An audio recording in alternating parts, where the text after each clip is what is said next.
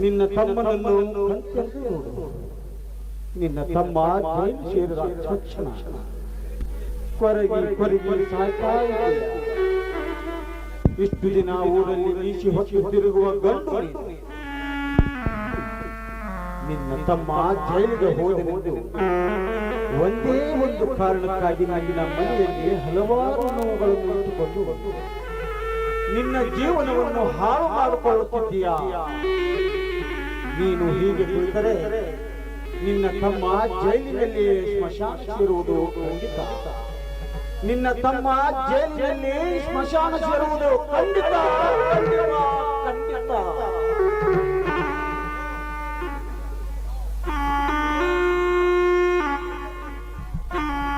No,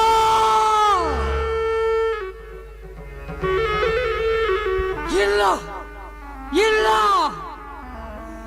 ಅಯ್ಯೋ ವಿಧಿಯೇ,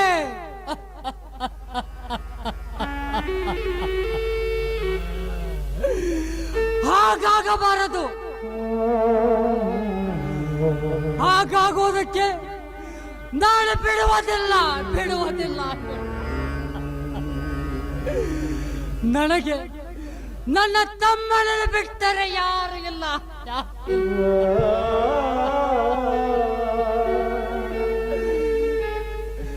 ಅವನೇ ಈ ಅಣ್ಣನಿಂದ ದೂರಾದ ಮೇಲೆ ಯಾರಿದ್ದಾರೆ ಈ ಭೂಮಿ ಮೇಲೆ?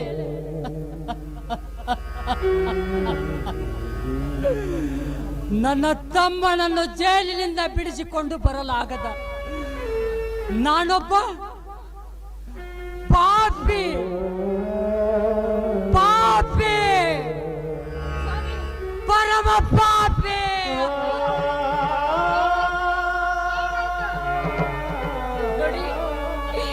ಏನಾಯ್ತು ನಿಮಗೆ? ಹೀಗೇಕೆ ಮಾಡ್ತಿದ್ದೀರಿ? ಸಾವಿತ್ರಿ, ಏನು ಆಯ್ತು?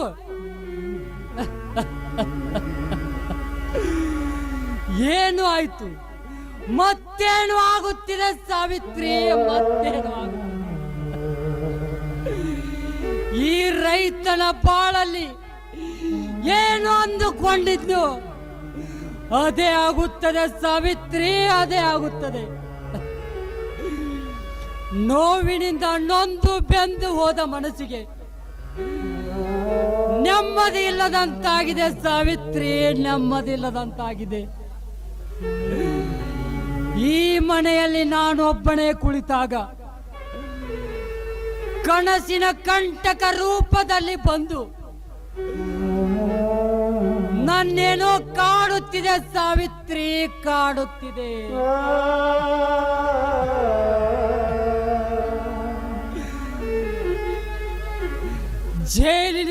ಜೈಲಿನಲ್ಲಿದ್ದ ನನ್ನ ತಮ್ಮನನ್ನು ಯಾರೋ ಕೊಲ್ಲುತ್ತೇನೆಂದು ಹೇಳುತ್ತಿದ್ದಾರೆ ಸಾವಿತ್ರಿ, ಹೇಳುತ್ತಿದ್ದಾರೆ. ಇಲ್ಲ ಇಲ್ಲ, ಇದೆಲ್ಲ ಸುಳ್ಳು ಸುಳ್ಳು. ನನ್ನ ಮೈದನಿಗೆ ಏನೂ ಆಗೋದಿಲ್ಲ. ಅಲ್ಲಲ್ಲ ಮೈದನನ್ನ ತಾಯಿ ಲಕ್ಷ್ಮೀ ದೇವಿ ಉಡಿಯಲ್ಲಿ ಹಾಕಿದ್ದೀನಿ. ಅವನಿಗೇನು ಆಗೋಕೆ ಸಾಧ್ಯನೇ ಇಲ್ಲ. ನೋಡಿ ಅದಕ್ಕೆ ಈ ವಾರದಲ್ಲಿ ನಾನು ಮನೆಗೆ ಬರ್ತೀನಿ ಅಂತ ನನಗೆ ಪತ್ರ ಹಾಕಿದನ್ರಿ ನನ್ನ ಮೈದಾನ.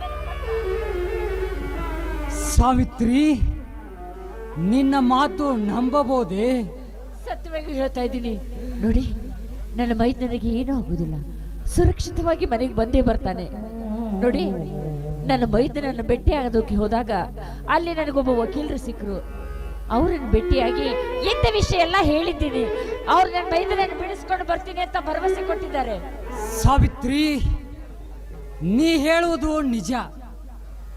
ಆದರೆ ಅಂತ ದೊಡ್ಡ ವಕೀಲರು ಹೇಳಿದ್ದಾರೆಂದರೆ ಏನಾದರೂ ಒಂದು ಗುರಿ ಇಟ್ಟೆ ಹೇಳಿರ್ತಾರೆ ಸಾವಿತ್ರಿ.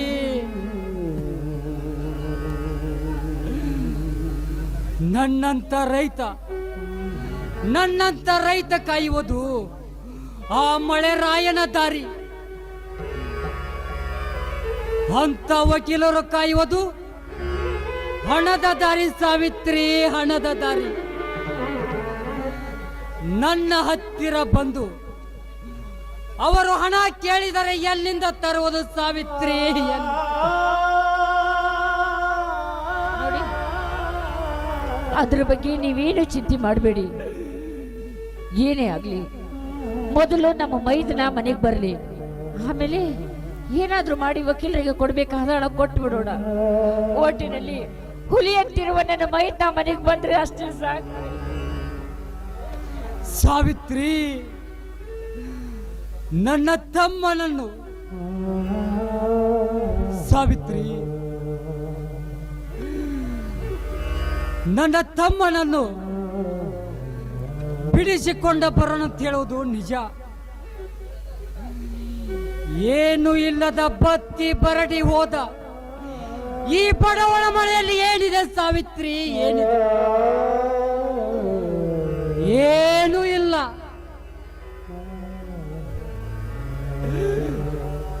ಅಂದ ಮೇಲೆ ಒಂದು ವೇಳೆ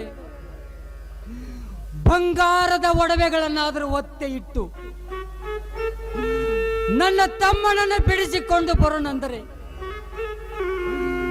ಅವು ನಮ್ಮ ಕಡೆ ಇಲ್ಲ ಸಾವಿತ್ರಿ, ಇಲ್ಲ. ಎಂದು ನಮ್ಮ ತಮ್ಮ ಜೈಲು ಸೇರಿದನು ಅಂದಿನಿಂದ ಇಂದಿನವರೆಗೂ ಈ ಮನೆ ಬರಡು ಭೂಮಿಯಾಯ್ತು ಸಾವಿತ್ರಿ, ಬರಡು ಭೂಮಿಯಾಯ್ತು. ನೀವು ಅದ್ರ ಬಗ್ಗೆ ಚಿಂತೆ ಮಾಡಬೇಡಿ. ಏನಾದ್ರೂ ಒಂದು ದಾರಿ ತೋರಿಸ್ತಾನೆ ಭಗವಂತ. ಒಟ್ಟಿನಲ್ಲಿ ನನ್ನ ಮೈದನ ಬಿಡಿಸ್ಕೊಂಡು ಭಾರ ನನ್ನದು. ಅದ್ರ ಬಗ್ಗೆ ನೀವು ಚಿಂತೆ ಮಾಡಿ ಮತ್ತಷ್ಟು ನೋವು ಮಾಡಿಕೊಂಡು ನಿಮಗೇನಾದ್ರೂ ಆದ್ರೆ ನಮಗೆ ಯಾರೇ ಗತಿ? ಯಾಕೆ ಅಳುತ್ತಿದ್ದೀಯ ಸಾವಿತ್ರಿ? ಯಾಕೆ ಅಳುತ್ತಿದ್ದೀಯ? ಈ ಬಡವನ ಮನೆಯಲ್ಲಿ, ಈ ಬಡವನ ಮನೆಗೆ ಬಡವನ ಮಡದಿಯಾಗಿ ಬಂದ ಮೇಲೆ ಏನು ಸುಖ ಕಂಡ ಸಾವಿತ್ರಿ? ಏನು ಸುಖ ಕಂಡ? ಗಂಡನಿಗೆ ಮೋಸ ಮಾಡಿ ಹೋಗುವವರು ಎಷ್ಟು ಜನ ತುಂಬಿಕೊಂಡಿದ್ದಾರೆ ಈ ಸಮಾಜದಲ್ಲಿ. ಅಂಥದ್ರಲ್ಲಿ ನೀನು ನನ್ನ ಪೂಜಿಸುತ್ತಿರುವ ದೇವರು ಸಾವಿತ್ರಿ, ದೇವರು. ನನ್ನಿಂದೇನಾದ್ರೂ ತಪ್ಪಾದರೆ ಕ್ಷಮಿಸಿ ಬಿಡು ಸಾವಿತ್ರಿ, ಕ್ಷಮಿಸಿ ಬಿಡು. ಇಲ್ಲ ಸ್ವಾಮಿ, ಇಲ್ಲ. ದಯವಿಟ್ಟು ಇಂಥ ಮಾತುಗಳನ್ನು ಆಡಬೇಡಿ. ನೋಡಿ, ನೀವಿದ್ರೆ ನಾನು, ನೀವೇ ಇಲ್ಲ ಅಂದಮೇಲೆ ನಾನು ಹೇಗ್ರಿ ಬದುಕಲಿ? ನಾನು ಹೇಗೆ ಬಾಳಿ? ನೋಡಿ, ನೀವು ಸುಖವಾಗಿರ್ಬೇಕು. ನೀವು ಆರೋಗ್ಯವಾಗಿ ನೆಮ್ಮದಿಯಿಂದ ಇದ್ರೆ ನಿಮ್ಮ ಜೊತೆ ನಾವು ಇರುತ್ತೀವಿ. ನೀವಿಲ್ಲ ಅಂದ್ರೆ ನಾನು ನಿಮ್ಮ ಜೊತೆ ಹೊರಟು ಹೋಗ್ಬಿಡ್ತೀನಿ. ಆದ ನನ್ನ ಮೈದರು ಅನಾಥರಾಗೋದಿಲ್ಲನ್ರಿ. ಸಾವಿತ್ರಿ, ಇಲ್ಲ, ನನ್ನ ತಮ್ಮ ಅನಾಥವಾಗಬಾರದು. ಅವನು ಎಲ್ಲರಲ್ಲಿ ಬಲ್ಲವನಾಗಬೇಕು. ಈ ದುಷ್ಟ ಸಮಾಜದಲ್ಲಿರುವ ದಬ್ಬಾಳಿಕೆಯನ್ನು ಮೆಟ್ಟಿ ಸೀಳುವ ನನ್ನ ತಮ್ಮ ಈ ಅಣ್ಣನ ಆಶ್ರಯದಲ್ಲಿ ಆಶ್ರಯಾಗಬೇಕು ಸಾವಿತ್ರಿ, ಆಶ್ರಯಾಗಬೇಕು. ಹೌದ್ರಿ, ನಮ್ಮ ಮೈದನ ಚೆನ್ನಾಗಿರ್ಬೇಕು. ಅವನು ಚೆನ್ನಾಗಿರ್ಬೇಕಂದ್ರೆ ನೀವು ನೆಮ್ಮದಿಯಿಂದ ಇರಬೇಕು. ನೀವೊಬ್ರು ನೆಮ್ಮದಿಯಿಂದ ಇದ್ರೆ ಈ ಮನೆಯಲ್ಲಿ ಎಲ್ಲರೂ ಸಂತೋಷದಿಂದ ಸುಖ ಸಂಸಾರ ಮಾಡಲು ಸಾಧ್ಯ. ಇಲ್ಲದೆ ಹೋದ್ರೆ ನಾವು ಸಂಸಾರ ಮಾಡಲು ಸಾಧ್ಯವಿಲ್ಲ ಸ್ವಾಮಿ. ನೀವು ಚೆನ್ನಾಗಿದ್ರೆ ಈ ಮನೆಯಲ್ಲಿ ಶಾಂತಿ, ನೆಮ್ಮದಿ, ಸಂತೋಷ. ಸಾವಿತ್ರಿ, ನಿನ್ನ ಮಾತಿನಲ್ಲಿ ಸತ್ಯದ ಸವಿನುಡಿದೆ. ನೀನು ಹೇಳಿದಂತೆ ನನ್ನ ತಮ್ಮನನ್ನು ಈಗಲೇ ನೀನು ಹೇಳಿದಂತೆ ನನ್ನ ತಮ್ಮನನ್ನು ಜೈಲಿನಿಂದ ಬಿಡಿಸಿಕೊಂಡು ಬರಲು ಈಗಾದರೂ ಯಾರಾದರೂ ಹತ್ತಿರ ಹಣವನ್ನು ಇಸಿಕೊಂಡು ಬರ್ತೇನೆ. ನಂತರ ಇಬ್ಬರು ಸೇರಿಕೊಂಡು ವಕೀಲರಿಗೆ ಹಣ ಕೊಟ್ಟು ನನ್ನ ತಮ್ಮನನ್ನು ಬಿಡಿಸಿಕೊಂಡು ಬರೋಣ. ಹಾಗೆ ಆಗಲಿದೆ. ದೇವರು ಮುನಿದರೆ ಆ ದೇವರು ನಮ್ಮ ಜೀವನಕ್ಕೆ ಕಲ್ಲಾಗಿ ಬಿಟ್ಟಿದ್ದಾನೆ ಅಂದಮೇಲೆ ಈ ಸಮಾಜದಲ್ಲಿ ಯಾರು ತಾನೇ ನಮಗೆ ದಾರಿ ತೋರಿಸಲು ಸಾಧ್ಯ? ಒಂದು ವೇಳೆ ನಮಗೆ ದಾರಿ ತೋರಿಸಬೇಕಾದ್ರೆ ಆ ಬಡ್ಡಿ ಸಿದ್ದೇಶ್ವರನೇ ನಮ್ಮನ್ನು ಕಾಪಾಡಬೇಕ್ರಿ. ಆ ದೇವರೇ ನಮಗೆ ದಾರಿ ತೋರಿಸಬೇಕು. ಸಾವಿತ್ರಿ, ನೀನು ಹೇಳುವುದರಲ್ಲಿ ಸತ್ಯದ ಸವಿನುಡಿ ಇದೆ. ನಿನ್ನ ನುಡಿಯಂತೆ ಆ ಮಣ್ಣ ಬಸವೇಶ್ವರ ನಮ್ಮೆಲ್ಲರನ್ನು ಒಂದುಗೂಡಿಸಿದರೆ ಅವನಿಗೆ 101 ತೆಂಗಿನಕಾಯಿ ಒಡೆಯುವೆ ಸಾವಿತ್ರಿ. ಹಾಗೆ ಮಾಡೋಣ ರೀ, ನಡೀರಿ. ಮೊದಲು ಊಟ ಮಾಡ್ರಿ. ಊಟ ಮಾಡಿದ ಮೇಲೆ ಎಲ್ಲಿಯಾದ್ರೂ ಯಾರ ಹತ್ರ ಆದ್ರೂ ಹಣ ಸಿಗುತ್ತೋ ವ್ಯವಸ್ಥೆ ಮಾಡಿ ಮೈದನನ್ನು ಬಿಡಿಸ್ಕೊಂಡು ಬರೋಣ. ಆಯ್ತು ಸಾವಿತ್ರಿ.